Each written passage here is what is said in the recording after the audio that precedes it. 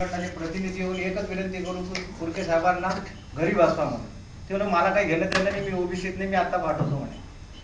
ही परिस्थिती सत्य परिस्थिती आहे. 21 ऑगस्ट 2004 ला सर आपल्या महाराष्ट्र शासनाने 21 ऑगस्ट 2004 ला आदरणीय आयोगाचे अध्यक्ष माजी न्यायमूर्ती आर बापट यांच्याकडे पत्र पाठवलं आणि त्या पत्रात स्पष्ट उल्लेख केला की मराठा समाजाची सामाजिक आर्थिक शैक्षणिक परिस्थिती लवकरात लवकर अहवाल 21 ऑगस्ट 2004 ते 30 जुलैला राज्य मागासवर्ग आयोगाने 30 जुलै 2008 ला म्हणजे जवळपास 4 वर्ष काम केलं आहे.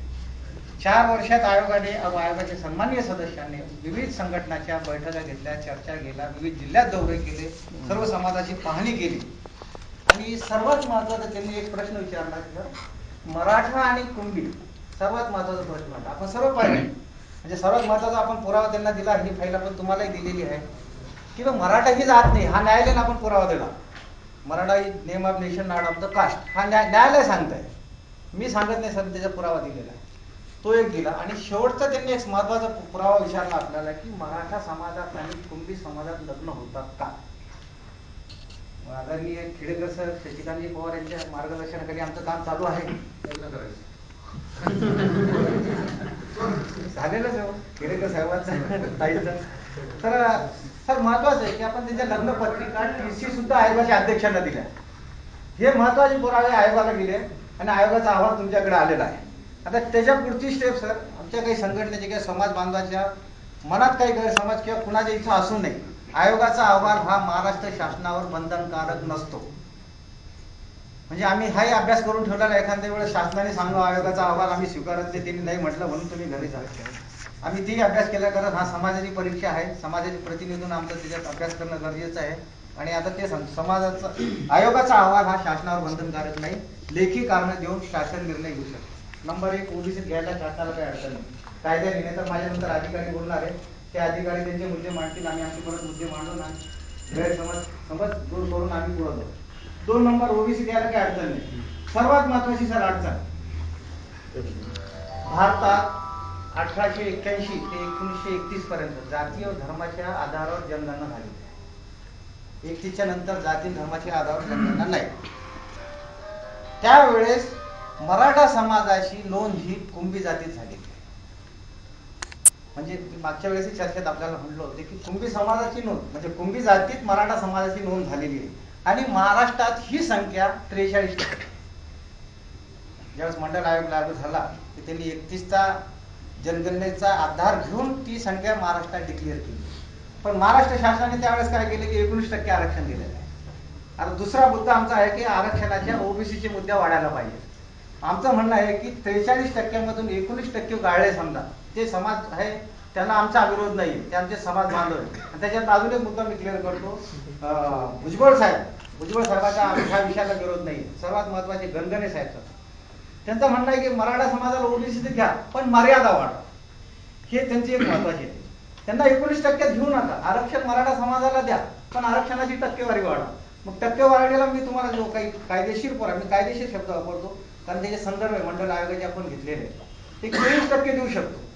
24% काही अडचणी आपल्याला असल्या समजा, मग 24% वाढले कुठून, त्याचे सुवर्ण टक्के जे आहे आपले सुवर्णमध्ये जे आपण 48% गेले होते त्याच्यातून मराठा जो काढला तो आपण ओबीसीत टाकला. जर 24% जास्त होत असेल तर साधा उदाहरण तुम्हाला देतो, केंद्र शासनाचा जो आहे 27% आपण ओबीसीला आरक्षण दिलेलं सध्या महाराष्ट्रात 19, हे 8% आपण देऊ शकता. आणि सर्वात सर तुम्हाला आधारच पाहिजे असेल तर कर्नाटकला 43% समाज, 43% आरक्षण आहे, 73%. ओबीसीला सर तिथे 51% आरक्षण, एसटीला 1% आरक्षण आणि एससीला 13%. तिथं लोकसंख्येच्या प्रमाणात त्यांनी आरक्षण दिलेलं आहे.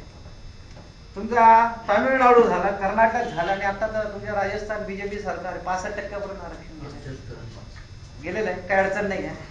तर मला म्हणायचं आहे की हे कायदेशीर मुद्दे आम्ही आता ठेवतो कारण आम्हाला माहिती आहे की हे कायद्याने महाराष्ट्र शासन निर्णय घेऊ शकते, काही अडचण नाही आहे.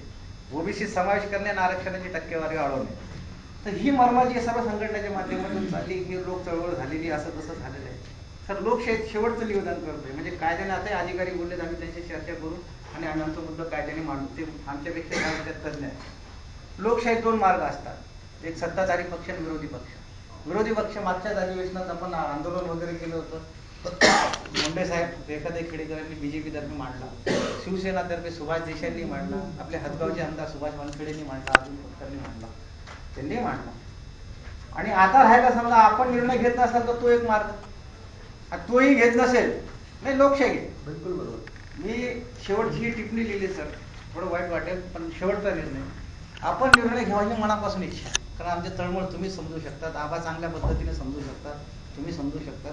कारण हा कोणा किशोर चव्हाणचा, खेडेकरचा, पवारचा किंवा वडसेचा किंवा मेटेंचा विषय नाही आहे, समाजाचा आहे, कुणालाही फायदा होणार नाही. आणि सर MIT आणि IITचे 1200 जागा वाढल्या ओबीसीच्या आजपर्यंत स्वातंत्र्यानंतर. आता मागच्या शैक्षणिक वर्षापासून ओबीसीचं आरक्षण चालू आहे.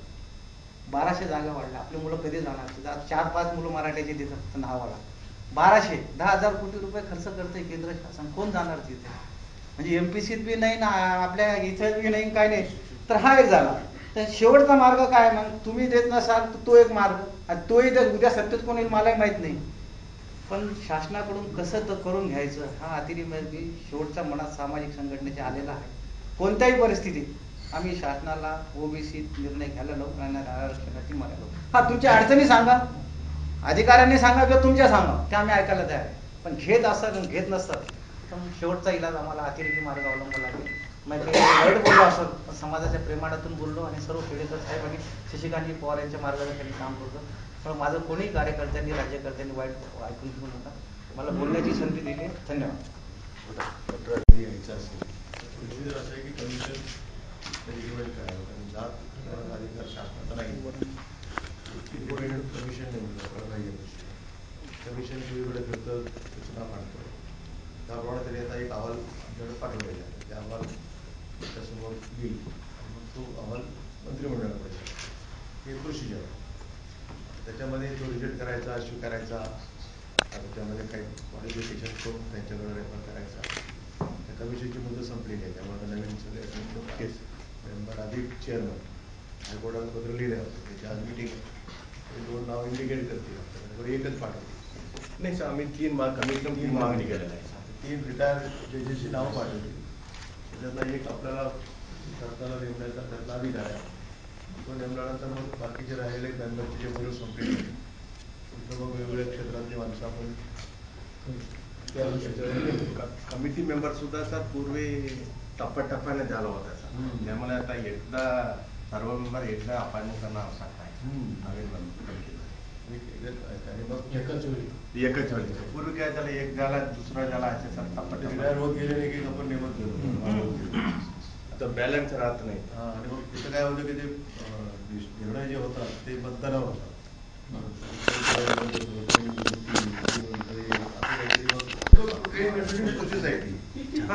परंतु या समितीने दिलेला आढावा असं गृहीत धरा की तो आमच्या बाजूचा आहे, आपली भूमिका काय राहणार आहे? नाही, आम्हाला चॉईसच नाही ना. चॉईस आहे नाही असं आहे की त्याने जर शिफारस केली असेल नाही म्हणतात. आम्ही नाही म्हणतो तर आपली भूमिका काही कारण नाही ना. नाही म्हणण्याचं काही कारण नाही. कारण शेवटी कसं आहे की आयोगाचा जर आयोगाने म्हटलं तर आयोग कशाने नेमला आपण, एक इंडिपेंडंट काही जाऊन सर्वे करावा आणि रिपोर्ट द्यावा. आता एकदा आयोग हो म्हणताना सरकार नाही म्हणू शकत नाही. मग आयोग नेमाचं काही कारणच नाही. कारण शेवटी रिजेक्ट करण्याचं काही कारण नाही ना. कारण शेवटी आयोग आणि हायकोर्ट रिटायर्ड जजच्या अध्यक्षतेखालचा आयोग आणि इंडिपेंडंट बॉडी आहे. काही कोणी राजकीय लोक नाही आहेत, कोणत्या पार्टीचे लोक नेमलेले नाही आहेत. इंडिपेंडंट लोक आहेत, वेगवेगळ्या क्षेत्रात काम करणार आहेत, सामाजिक क्षेत्रात काम करणार आहेत. त्यांनी जर एखादी शिफारस केली असेल तर ती सरकारला नाही म्हणण्याचं कारण नाही. आणि जर समजा त्यांनी जर निगेटिव्ह रिपोर्ट दिला असेल तर तो रिजेक्ट करण्याचा अधिकार. म्हणजे असं नाही की तो स्वीकारायचा. याची भूमिका सहानुभूतीची आहे. एक पहिला सहानुभूती जर आयोगाचा जर रिपोर्ट असेल तर तो आपण स्वीकारला. दुसरं असं आहे की जे ओबीसी मध्ये आज ऑलरेडी आहे त्यांची जी भीती आहे की जर समजा हे एकदम जर आले तर आपलं काही रिझर्वेशन आपले कमी पडणार, हे सगळे लोक मग गर्दी करणार. खुल्या प्रवर्गाला हे जेव्हा सर्वोच्च न्यायालयाचं 100 लोकांचं आहे आणि एकदम 150 लोक ठेवायला आले तर मग प्रत्येकाला काही मग ते थोडंच घ्यायला लागेल त्यांना. म्हणून त्याच्यासाठी तशी आता गुजरातच्या बाबतीमध्ये एक वेगळी कॅटेगरी निर्माण केली किंवा 50-52च्या पुढे जाऊ शकतो का आपण. आता हे सगळे जे काही निर्णय आहेत ते लॉ डिपार्टमेंटची त्याच्या संदर्भामध्ये बसून त्यांनी काय केलं, मग तामिळनाडूमध्ये काय असं कसं काय झालं हे पण आम्ही त्याला सांगितलंय. केलेलं आहे. तामिळनाडूचा रिपोर्ट मागायला सांगितलाय. आंध्र आणि 50च्या पुढे एक्सिड, आज आपण 52 पर्यंत आहोत. आपण एक्सिड 52 त्याचा भाग नाही. म्हणजे झालं पण marginal आपण marginal. 2% तेच प्रश्न तोच आहे की एकदा आपण काहीतरी एक बॉल पण टाकलेले आता 10 टाकायचे का 1 टाकायचा टाकलेच नसते. आम्ही आधी लक्ष्मण रेषा धरून बसलोय, एकही बॉल पुढे टाकलं नाही तर मग कसं टाकायचं, हा एक भाग आहे. तर आपण एक पाऊल टाकलं, आता 1च्या ऐवजी 10 टाकायचे पुढे, काही 1वरच थांबायचं. हा तांत्रिक त्याचा आणि आपली जी भावना आहे की कोणावर आम्हाला अन्याय करायचा नाही. म्हणजे जे त्यांना काही भीती बाळगण्याचं कारण नाही आहे, कारण ती काय तुमचं काही मागत नाही. सरकारला काय द्यायचं असेल तर आपल्यासाठी त्याची वेगळी व्यवस्था करावी, अशी ही जी आपली भूमिका आहे. त्या भूमिकेची सरकारची भूमिका काही प्रश्न का उभा 50% रिझर्वेशन ऑलरेडी ऍक्सेप्ट झालेलं होतं अख्ख्या महाराष्ट्रात. आता ओपन जे आहे ना, ओपन मध्ये सगळे बाकीचे होते, इन्क्लुडिंग मराठा, ब्राह्मण, जाहिराती कृषी सगळे. आज 50% ओपन मध्ये सुद्धा त्यांना जे त्याचे प्रॉब्लेम काय झाला ना, मेरिट म्हणजे वगैरे जे आलं तर पुण्यात इकडे 50% त्यांचं ते एक्सेप्टच होते. तो भाग नाही त्या विषयात आपण फक्त आणि सर्वोच्च न्यायालयाचा निर्णय आहे की ओबीसीला रिक्त जागा खुल्या प्रवर्गामधून द्यायला काय हरकत नाही. न्यायालयानेच निर्णय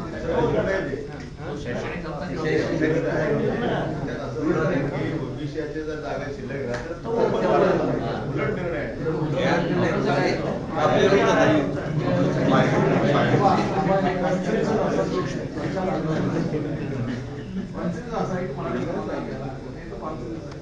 या विषयाच्या काही पूर्णपणे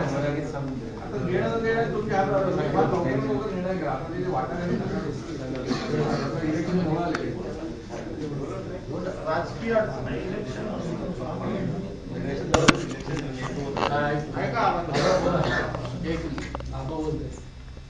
खरं तर काल पण आम्ही बसलो म्हणजे काही थोडी चर्चा आमची झाली. 1-2 गोष्टी आहेत की आता एक जे प्रोसिजर आहे ते तर आपल्याला पूर्ण करायला पाहिजे. विषय मंत्रिमंडळाच्या उपसमितीकडे येऊन आमच्या मंत्रिमंडळासमोर येऊन देत आणि सीएम साहेबांनी पण क्लिअर केला. खरं ते बोलल्यावर मी बोलायची पण गरज नाही. पण एकदा त्या आपण कमिटी आयोग नेमला की त्याचे सगळे निर्णय आजपर्यंत आपण स्वीकारले.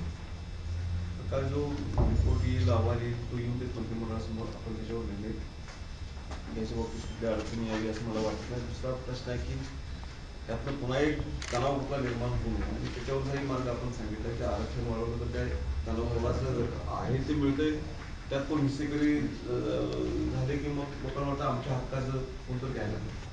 कोणाबरोबर सामाजिक संघर्ष पण करायची काही गरज नाही. बाकीच्या राज्यांनी जर रिझर्वेशन वाढवलं असेल, किती मर्यादेपर्यंत वाढवले असेल ती कायदेशीर बाब, पण जर बाकीच्या राज्यांना काय अडचण नसेल तर आपल्याला असेल की काय आहे, जर समावेश करायचा झाला तर किती % वाढवावं, सगळ्याच थोडासा अभ्यास तर करायला लागेलच. कारण आता घेतलेलं डिसिजन काही वर्ष राहणार आहे. मग थोडंसं प्रोसिजर करून त्या विभागाखंड येऊन देत. आता माझी दुसरी एक गृहमंत्री म्हणून सूचना, माझ्याही उपमुख्यमंत्री म्हणून अलीकडच्या काळात जी काही आंदोलनं झाली ती मराठवाड्यामध्ये, आणि त्या संदर्भात माझी आता जी मुलं, त्यांची वय, त्यांची शिक्षण हे जर बघितली, मी आता ह्या बाबतीतल्या गोष्टी मी साहेब आपल्याला एकदा बोलवून तुमच्याशी एकदा बोलवून गरिबी आणि काही रूढी परंपरा सगळ्याच बाबतीत तुम्ही कुठेतरी, आम्ही राजकारणात असल्यामुळे आम्हाला बोलायला लिमिटेशन्स आहेत. साधारणतः पुण्यामध्ये मागल्या 3 वर्षाच्या रेट्स टाकल्या, धाडी टाकल्या आमच्याकडे, अगदी हे करायला सुद्धा बोलायलाच काय वाईट होते. त्यात सापडलेल्या मुली हा विधवा वगैरे अशा मोठ्या प्रमाणात सापडल्या. गरिबी असल्याशिवाय लोक एवढ्या टोकाच्या भूमिकेत जाऊ नाही शकत. आता हे सगळं खरं आहे. याच्या बाबतीत सीएम साहेबांनी पण संवेदनशीलपणाने ती कमिटी, त्याचा अहवाल हे सगळं पाहायला लागले. हे होईपर्यंत थोडंसं आंदोलनच होत आहे. ती सगळी तरुण शिकलेली पोरं आंदोलन करतात, त्यांच्यावर गुन्हे नोंदत आहेत. आता ह्या गुन्ह्यांच्या बाबतीत जितकं सरकारला सहानुभूतीने बघता येणं शक्य आहे तेवढं सरकार बघेल. पण आता सुप्रीम कोर्टानेच सरकारवर काय मर्यादा आणलेल्या आहेत गुन्हे परत घ्यायच्या बाबतीत.